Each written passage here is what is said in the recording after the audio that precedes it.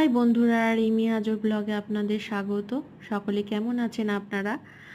আজকে আমি কাতলা মাছ দিয়ে পোস্ত দিয়ে বানাবো।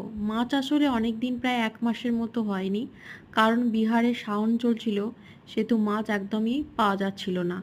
মানে মাছ পাওয়া যাচ্ছিল, সেই টাটকা মাছ পাওয়া যাচ্ছিল না।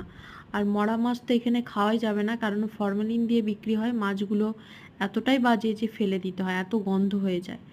আজকে কাতলা মাছ একদম টাটকা পাওয়া গেছে, নিয়ে আসা হয়েছিল। আর মাছটা খুব সুন্দর ছিল, লেজের দিকে পিস ছিল, তো দারুণ ছিল। আর আমি এটা প্রথমে পেঁয়াজ আর টমেটোকে ভালোভাবে ভেজে নিই, আর পোস্তটাকে আমি ভালোভাবে ব্লেন্ড করে নিয়েছি। আর তারপর মাছ ভাজাগুলো দিয়ে দিয়েছি এর মধ্যে। এটা কিন্তু অসাধারণ খেতে হয়েছিল।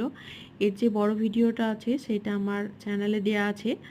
আর বেগুনও ভেজেছিলাম আমি, কারণ একটা তরকারি দিয়ে ভাত খেতে ইচ্ছা করে না। যদি ভিডিওটা ভালো লেগে থাকে অবশ্যই চ্যানেলটা সাবস্ক্রাইব করে দেবেন।